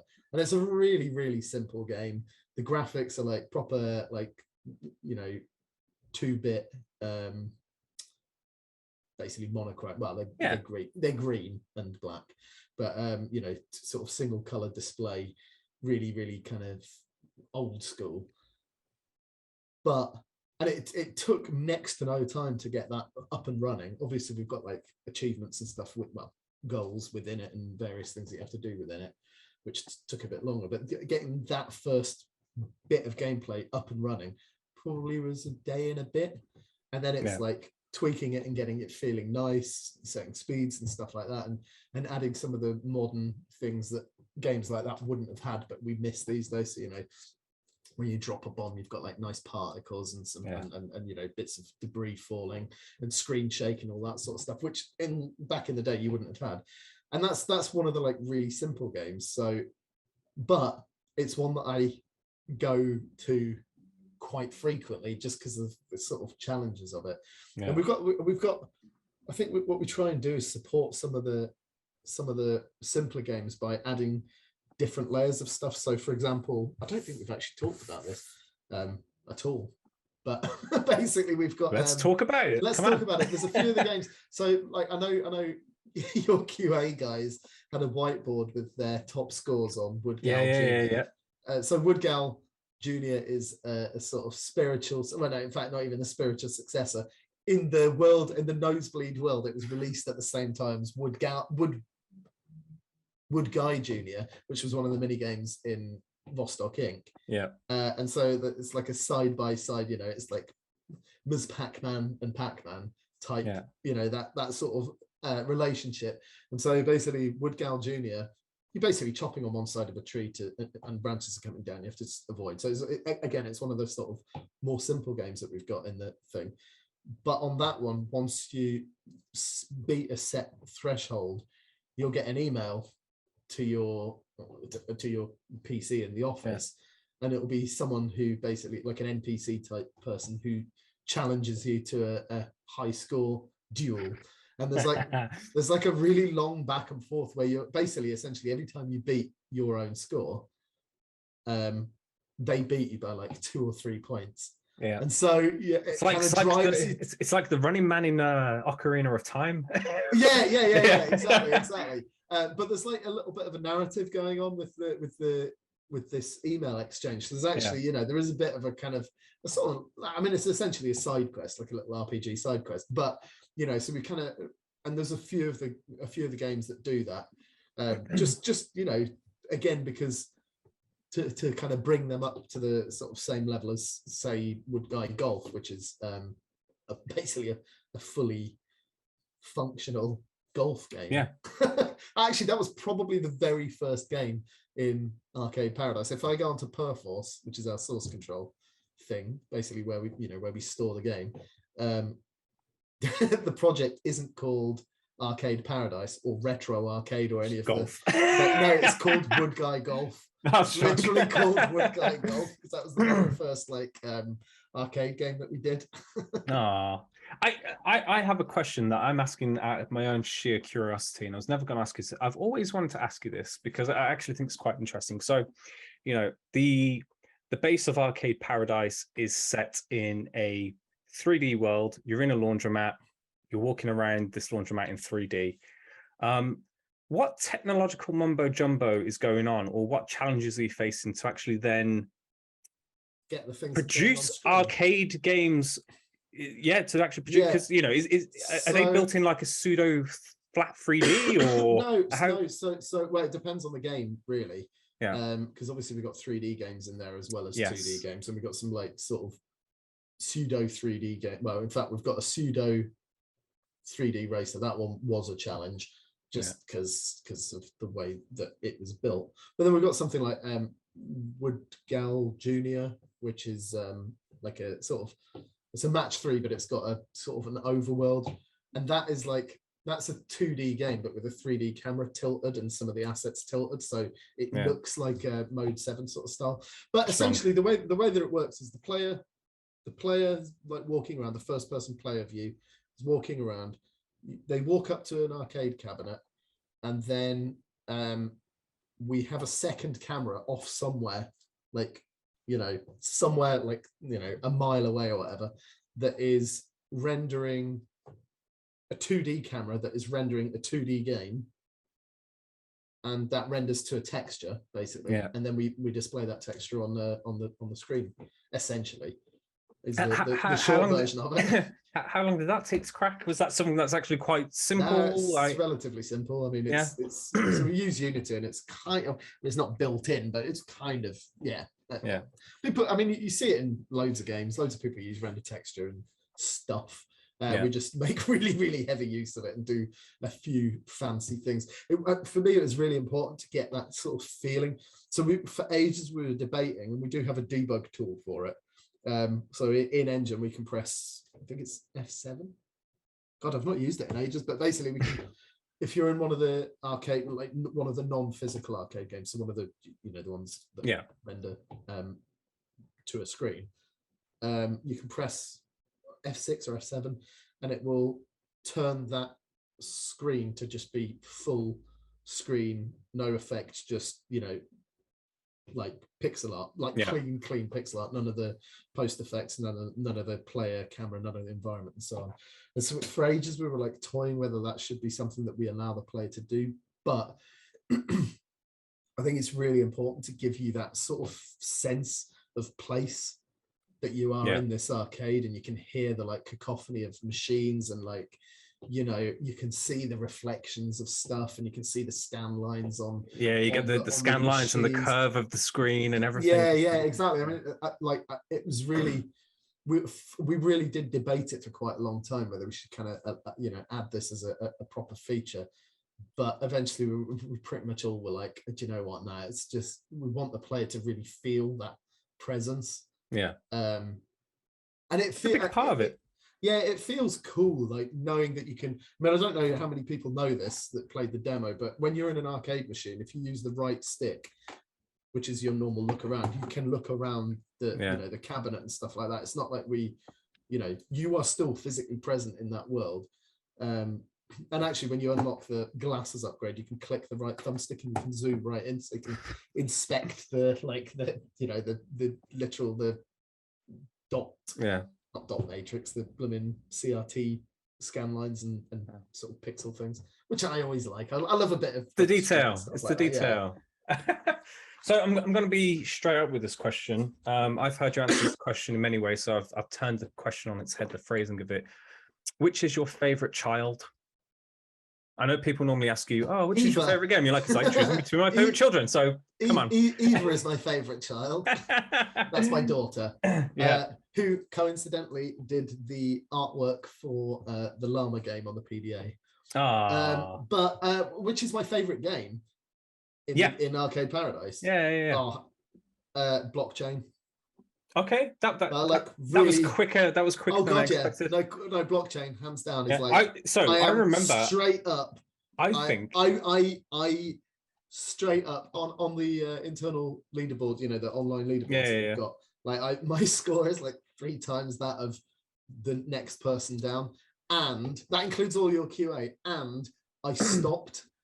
I literally was like, right, I'm game overing now because I got give everyone a chance. Well, I was testing like one of the goals, one of the internal achievements, and I was like, right, I've beaten that.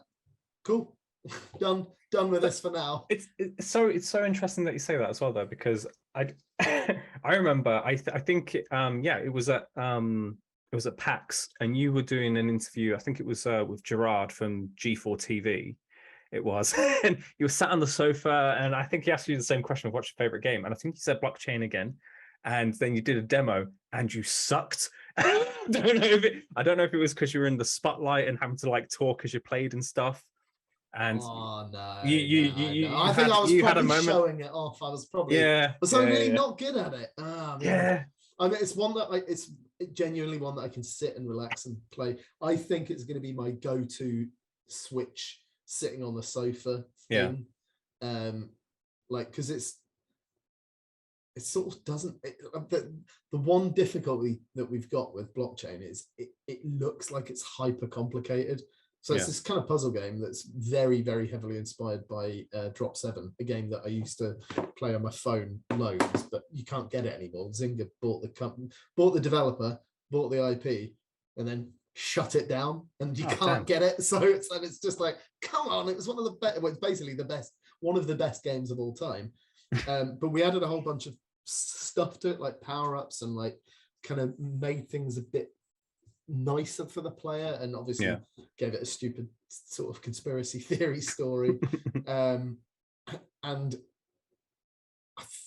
it's one of those games that I can just keep going back to, and I can sit and play for like a really, really long time. That's probably one of the things about Arcade Paradise that does make it feel a little bit different to kind of the arcade collection games, because our games aren't specifically arcade games. They're just whatever games we want to do. Some of them are, some of them aren't.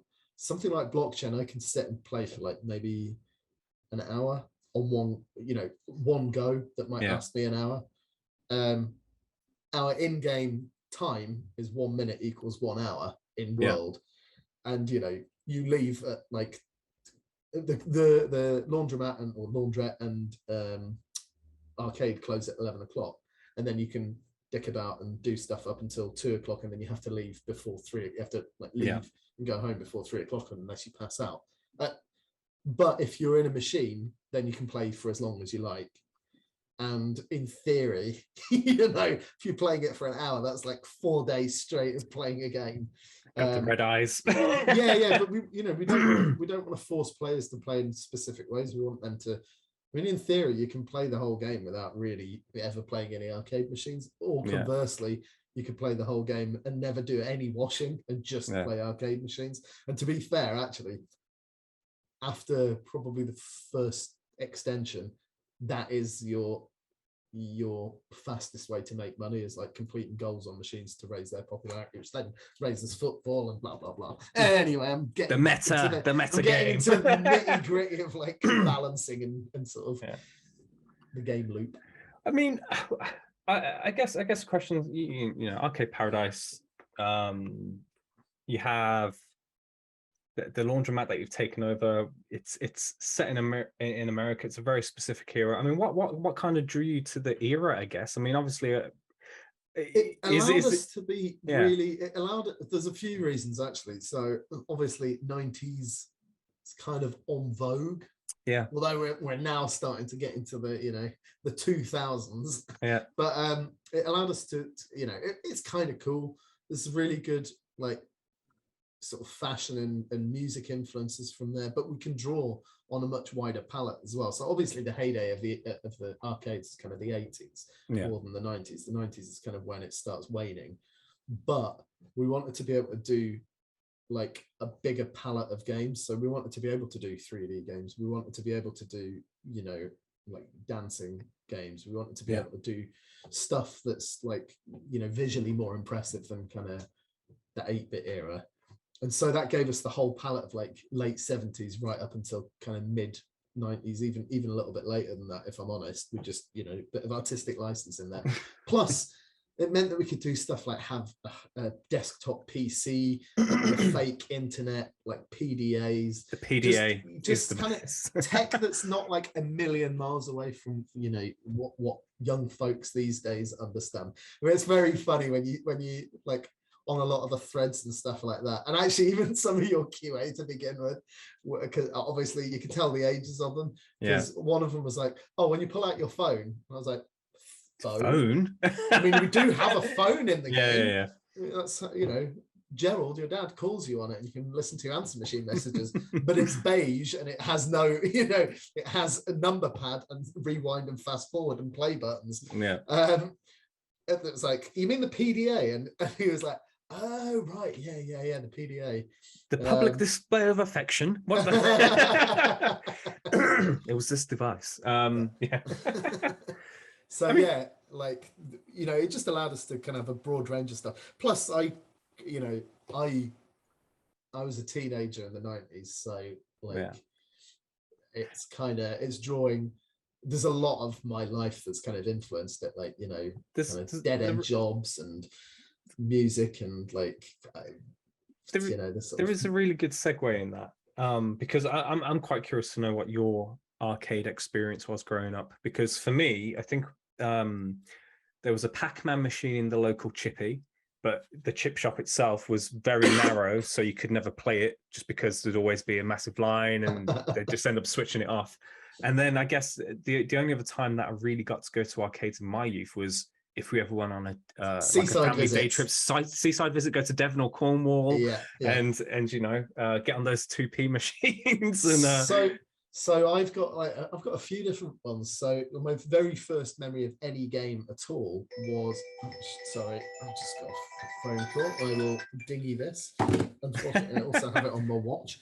So my first ever game memory was like, I think it's called I've looked it up. I think it's a game called Night Racer, kind of like Pit Stop. And that was in a toy shop. And so I grew up in Switzerland until I was like 9 years old or something like that. That's when I moved to the UK. And so that was kind of the very first one. And then kind of cocktail cabinets in like restaurants or bars. Again, most of the time I didn't play them. I would just sit there and look at me and my brother would like pretend to play, you know, like you do. And then obviously home consoles and Commodore 64 appeared, and you were a bit like, moved to the UK, and then it was like pretty much seaside visits. The town, the fair coming into town as well. They always used to have like a good selection of like arcade machines. You know, that's when you got to play Street Fighter. And then like the first like proper arcade that I ever went to, my brother took me to, and it was like in the back of this video shop. Which is, I mean, it was quite a dingy, sordid video shop as well. You know, it was like a video shop that had like an under the counter section. This back room was, honestly, it was dank. In my memory, it was like dank and pokey and small. I remember they had Rolling Thunder. I think they had RoboCop. Like some obscure Japanese ROM of like some puzzle game, and maybe a couple of others, but you know, it was a really small back room with like a few arcade machines in it, and that was my first like, ooh, this place is cool, it's got like arcade machines. And actually what, like if the door was closed, and this is a legit thing, if you saw RoboCop, you could turn it off and on again and it gave you 2 credits. Which nice. Is so yeah, there was that. And actually the back room in Arcade Paradise is heavily influenced by that, like, because right at the start it's this like just the back storage closet, so it's basically that. And then when I was quite a bit older, when I was like 50, and obviously fairs and stuff like that still. Ferry, actually I completed Chase HQ on the ferry once. Oh wow, it's cool. But like probably another big influence on AP is when I was about 15, like we'd go back to Switzerland every summer, and the town that I grew up in, there was like a pub, and next to the pub, which we couldn't get into, but then there was like an arcade next to the pub that was part of it. And that had a load of really good stuff. So they had like, I mean, Killer Instinct I never thought was that good, but they had Killer Instinct, they had the Star Trek Next Generation pinball machine, which is fucking amazing. Yes, like absolutely brilliant. Probably the best. Well, no, it is the best pinball machine in my opinion. They had Iron Man, Ivan Stewart Super Off-Road Racing. They had I think they had 4 candy cabs. With, again, I think it was one was like, oh god, it was like a slightly risque Japanese puzzle game, all in Japanese as well. So it was like, I think you had to figure out what the hell you were doing. And then, what was the other one? Well, basically they had quite a lot. It was a small area, but they had a lot and a big variety of stuff. Oh, they had God, what the hell's it called? Virtua Cop as well, which my mate was absolutely amazing on, like really, really good. It's Iron Man Ivan Stewart. I don't know if you remember it at all. It's like 3 steering wheels, like single screen, like dirt rally racing sort of thing, top down. And I reckon, for my money, that is the first like pay to win microtransaction game. Because obviously arcades were made for taking your money. Put your cash in. Yeah. But on this one, you drive around and you pick up like cash along the track, and you can pick up nitros, but you could, and at the end of a race you can upgrade your steering and your acceleration, all that sort of stuff a bunch of times, and then you can buy like nitros, which you can just use like I can't remember, must have been a button or something, to use in game to just give you a little speed boost, but you could buy infinite ones of those. However, if you're a rich kid, you could just put loads of money in and just convert your real money into in-game money and buy a load of NOS. So you could just win by basically pumping loads of cash in and then just like hitting the nitrous the whole way around. I was not a rich kid, but I was quite skilled at it. So I mean, the one thing that's cool. The one thing that sticks out in my head for me, and it's not even like, oh, it's the most amazing game ever. I remember going on a family holiday to like Mallorca as a kid, and it was like the first time we all ever went abroad as a family. And the place we were staying, it had this little outdoor area that was slightly covered, and it had one arcade machine in there, and I'd just watch the screen again and again, the demo screen, and it was for I don't know if you know Pang. Oh yeah. Pang. Yeah, Pang's cool. And I was like, oh, this is so cool. And I remember it was my mum and my dad was like, oh, okay, here's some pesetas, because it was still pesetas at the time. Go have a go. And I remember I put it in. I'd watched this demo for so long. I put my peseta in, and then I died in like a minute, and I was like, that was it. But it was great. It was great. It was a very special experience for me, and that was just something that's always. Pang, it's just always stuck out to me. It's just very cool and very colourful, and I love the mechanic. I mean, it's essentially Asteroids mechanic. Yeah, split it in two or whatever. But I've always liked that as like a game mechanic. Then you get some of the cool power-ups that make your rope stick for a limited time and so on. I've not played it in donkeys. Same. Yeah, same. It is good. Brilliant. I went on holiday like a couple of months back to Switzerland, and I, by myself, my wife and daughter were like, no, we're just going to hang out because it was absolutely roasting. But I was like, I'm going to have a little trip to where I grew up, and I literally got on a bus, train, boat. Not even kidding. That was my combo of transport to get to where I was going. And had a walk around the town, and literally went past. I've got some photos of it. Actually, I took some photos, but went past like where the arcade was and had a little look at it. It's like a Barber's now. It's still attached to the pub. The pub's still there, but now it's a Barber's. And previous to that, it was like an adults only sort of cabaret bar, let's say. But yeah. Do you think they've got any of the machines kicking around?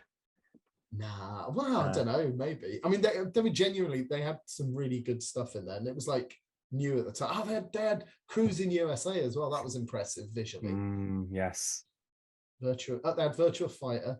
Although I think that was on a, yeah, it must have been on a Candy Cab.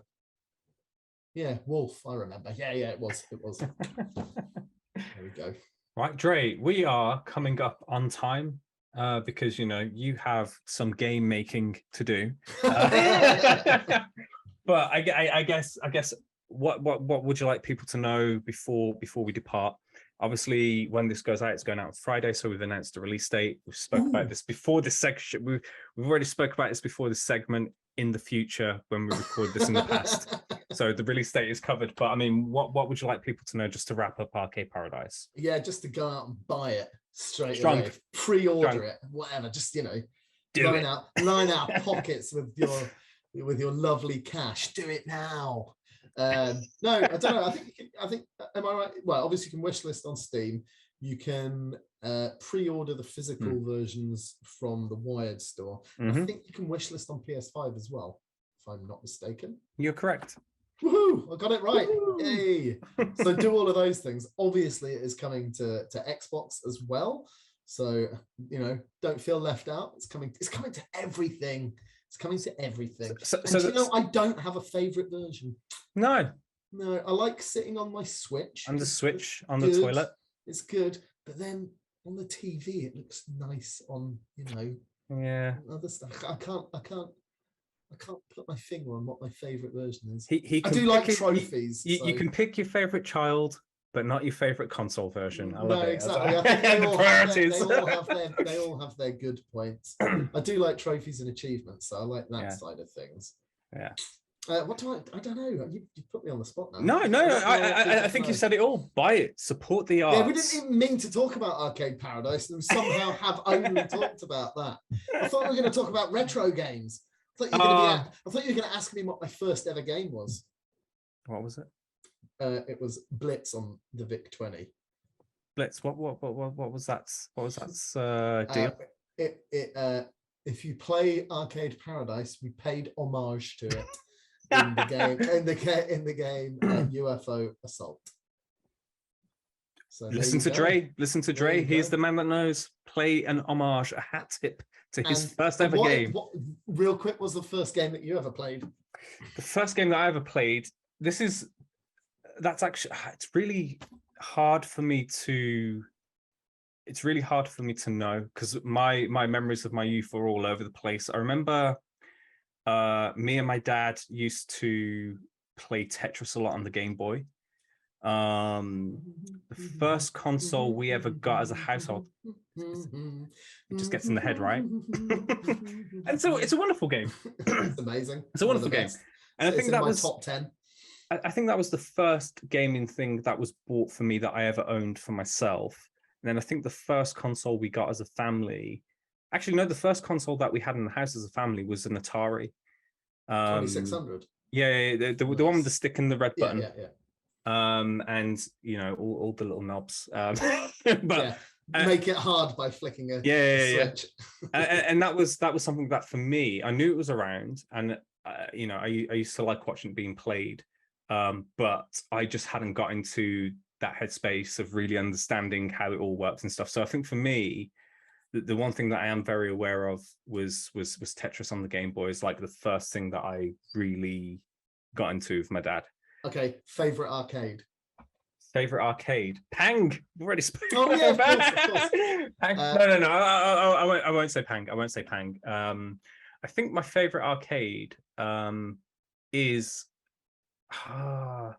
I am going to say something that I always have to play, and it might seem like a bit of a cop-out, but any House of the Dead cabinet that I see, I can't resist. House of the Dead is great. It's and the typing of the Dead is excellent. Typing of the Dead is also good.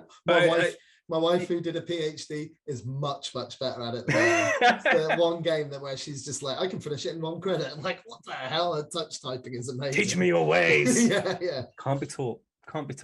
I'm gonna tell you I think Windjammers is probably my favorite arcade game, but the best arcade game, the absolute pinnacle genius of making arcades, which remember are built to take your money as quickly as possible is Quick and Crash by Namco, and it's amazing. So basically, it's a light gun game, but instead of a screen, it's using the like G-Con, same as like Time Crisis and Point Blank, exactly the same gun.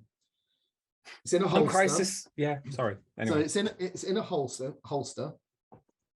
Instead of a screen, you've got like a physical thing in the background, and you've got like an LCD screen with like a timer on it and your score. But you have little targets that come up, physical ones. You shoot them, they go ding, ding, ding.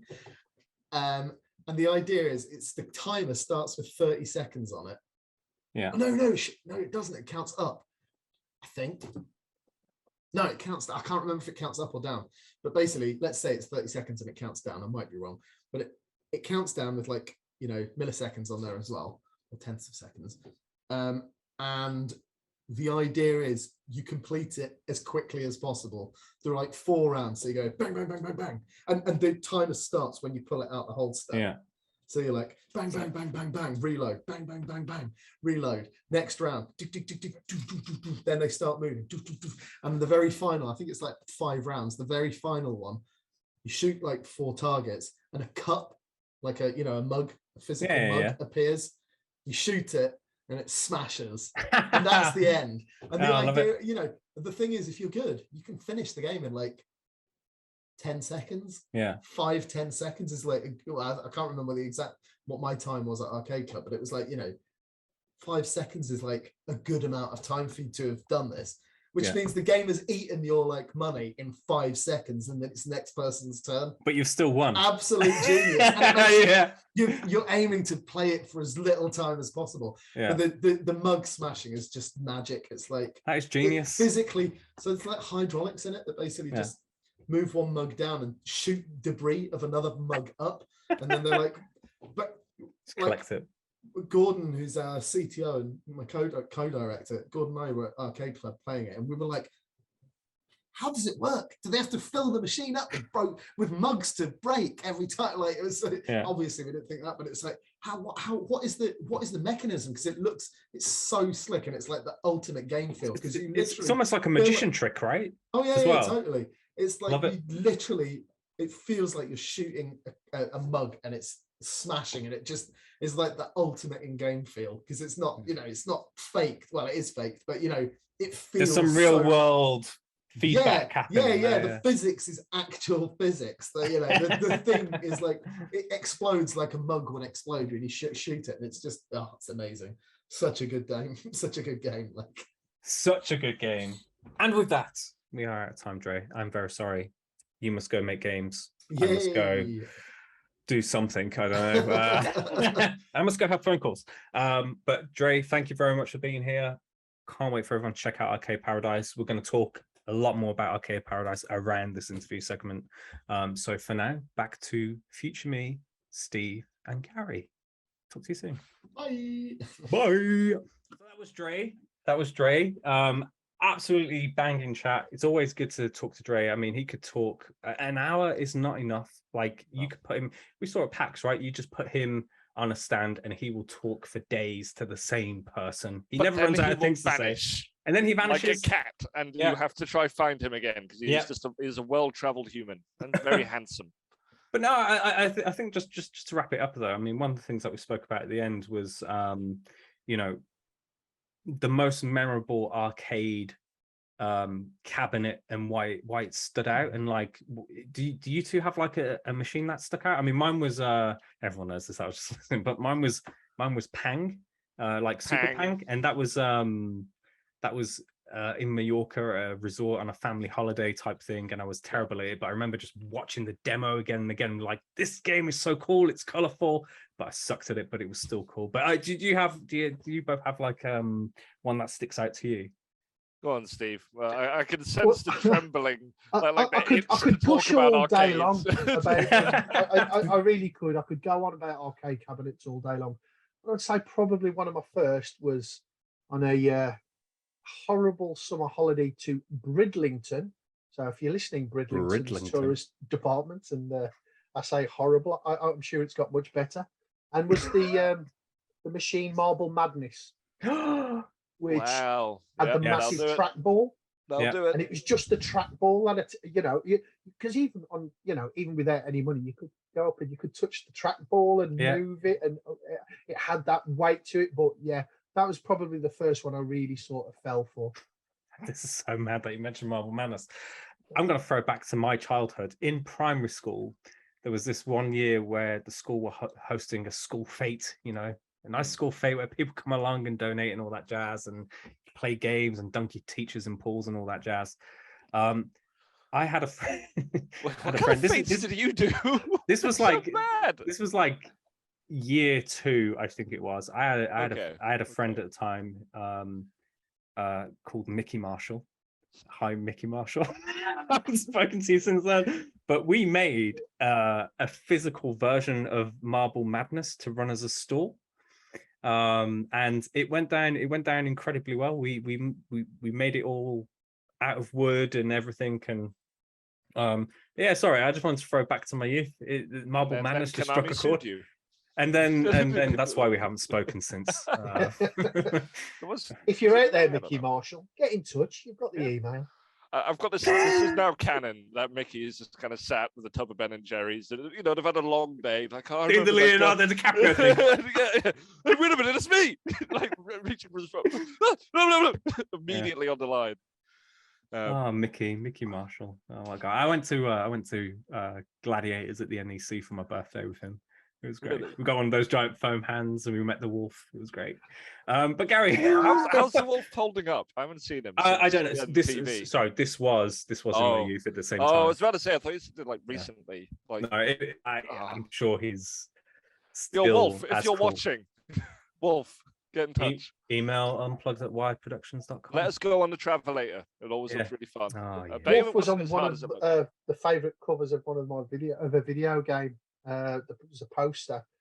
I'll have to drop a link into it or something. The Wolfman. Wolf was he was on a Spectrum game. Wow. Yeah. Wow. Yeah. Okay. I can't remember what it's called. I think it was something. Just at a guess, I think it was Berserk or Berserker. It was something like that. But Wolf was on it. I'm going to Google this. Cover of a video game. I'm going to Google. Gary though, but arcades. Mine's a very different one. So I moved around an awful lot. My dad was in the forces when I was younger, so we kind of moved all over the world. And because of that, like, we only stayed in each area for like a year and a half at a time, really. And none of them, they were all kind of around military bases. It's not like there was a lot of arcade prominent areas in a lot of these places. But the weirdest one that I ever played was my first home machine actually was a Commodore Amiga 600. And I'd had I had Street Fighter 2 on it on several discs. It was a very odd version of the game, but I played it an awful lot and I really enjoyed it.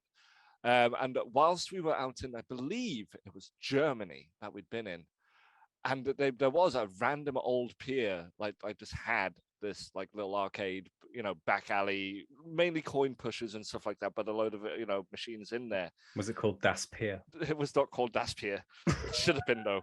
But there was a Street Fighter 2 machine there, and I remember being really chuffed by it and going, "Wow, that's incredible!"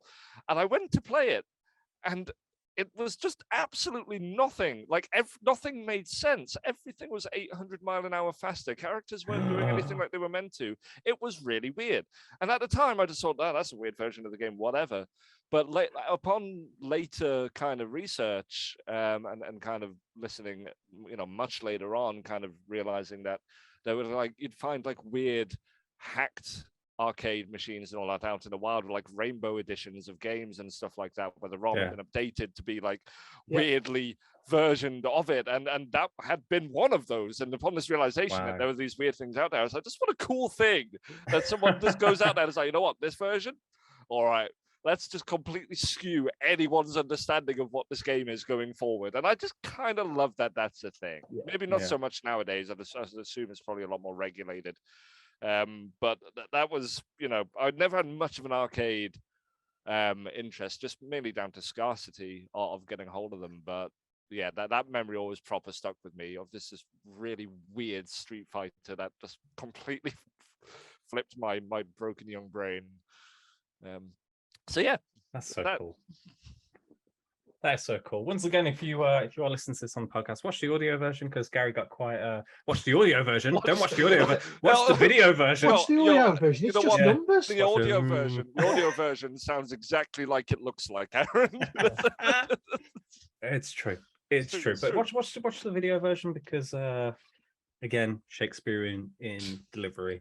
But we are all about out of time, so I want to say thank you to you both. I know, boo, this has been so good. But we all have to go and watch R now, so that's why I have to cut this short.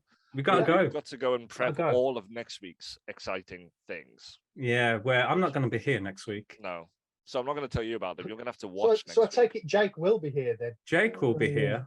Oh, all right, Clark Kent.